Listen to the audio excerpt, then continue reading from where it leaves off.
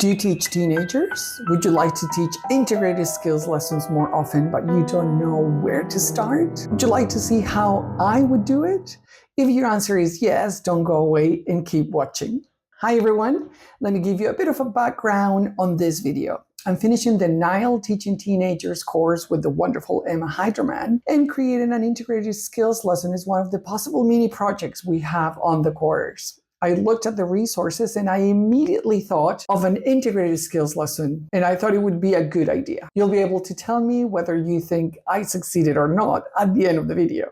Hello and welcome to my YouTube channel, Learning Together with Robert. If this is your first time visiting me, thank you for being here. And if you're back, thank you very much for your support, because without you, this wouldn't make any sense. If you haven't subscribed, why not do it now and give us a like? I'm Robert Martinez, and I have been an English teacher since 1994 and a teacher educator and language assessment specialist for almost 20 years now. It's been an incredible journey, having lived and worked in 9 different countries. I'm a CELTA tutor and assessor, online moderator, a full-time director of studies, and tutor on the IHCYLT course, Teaching English to Young Learners and Teenagers, and I enjoy being in the classroom both face-to-face and online. If you want to know more about my professional background, experience, and qualifications, I've put a link to my LinkedIn profile and a link to a video cartoon version of my CV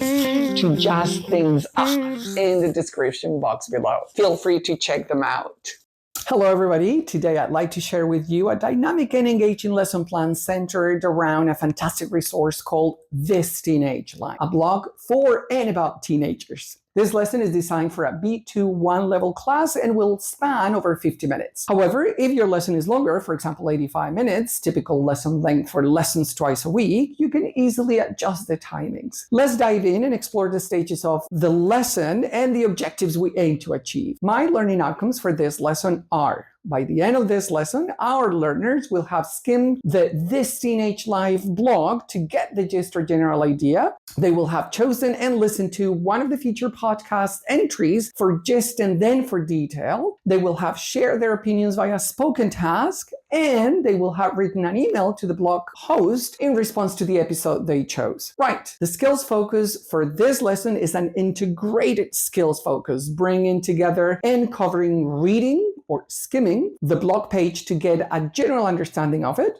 then listening for gist and detail of half of one of the podcasts of their choice, which are usually 13 to 15 minutes in length. Half of that time is already atypical for a listening skills lesson, but definitely doable for an authentic listening skills lesson. Then they will have speaking. They will have to report on the podcast as part of the jigsaw activity. This will depend on the groups choosing at least 2 different podcasts. Finally, writing an email to the blog host as an authentic way to respond to the content they listened to and discussed in their groups. Okay, let's look at how I would break down the stages of this lesson. First, we have a 5-minute lead-in warmer. I'll start by asking the students questions like, what's your life like? How would you define it? Do you think it's the same all over the world? Why or why not? This will get them thinking and ready to engage with the blog's content. In addition, this is about them, and this makes the start already relevant to them. In the next stage, we move to a 5 to 6 minute reading for gist or general understanding activity. I'll check with the students what reading for gist or skimming is by providing an example from real life. For example, when they read a blog or news online or in paper, do you read everything from top to bottom? No. Most of the time, we read quickly to get an idea of the content and have a general idea of it all. Do we worry about every single word? We shouldn't, as we are trying to get the main idea or gist. What happens if there are unknown words? It's okay. We should try and carry on and see if we can get the general idea of the text. If there are any words that prevent overall understanding, we can look at them together. After this quick skills check, I'll give the students the gist question. How does This Teenage Life help teens worldwide? And ask them to make 3 predictions in pairs and to write them down. Next, They're given the link to the blog and have them skim the blog page for 3 minutes to answer the gist question. Finally, I'll check they have an answer and then have them pair and share. Check the answer, which is by fostering authentic community and improving communication skills. For the next stage, which lasts 8 minutes, students will listen for gist. They have to choose a podcast episode from the 6 featured topics offered on the main blog page: queerness and community, finding the bright side, you're not alone in feeling lonely, our fears, transitioning from high school to college, and we're in confidence. Once they've chosen their topic,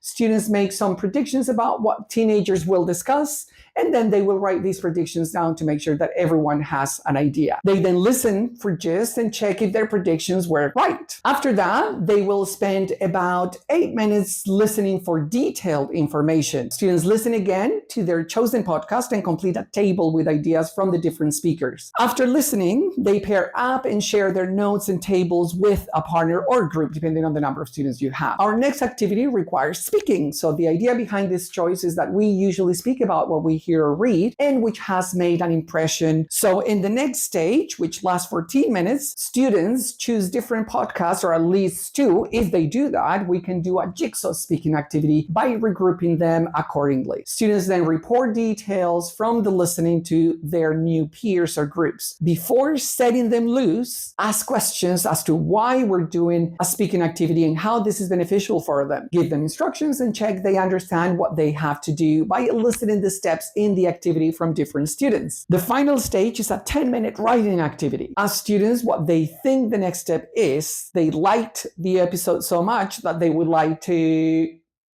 write. So try and elicit writing to the bloggers and show them on the screen where the contact details and options are. Before they write, start with a quick genre analysis using a model email to the blog host so that they see what we expect them to do. Then students write their own email to the blog host, sharing their thoughts on the podcast they listen to. Encourage them to share any replies they receive if there's any time for the following lesson. They could put up all their emails on the classroom walls and do a gallery walk where they all read more skills work and choose their favorite, funniest, most serious email. Ensure there's a winner and clear criteria via a checklist for them to be able to focus on the same areas and have a standard approach to their peer assessment. To summarize, this lesson integrates multiple skills and engages students with authentic, relatable content. This Teenage Live blog serves as an excellent resource to connect with teenagers' real-world experiences, enhancing their communication skills. I hope this lesson inspires you and your students as much as it has inspired me. I will be sharing more exciting videos, so stay tuned and subscribe.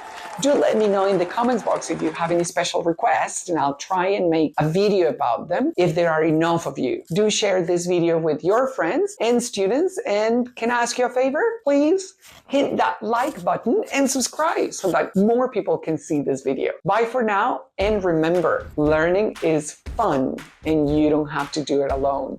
So let's do it together with Robert.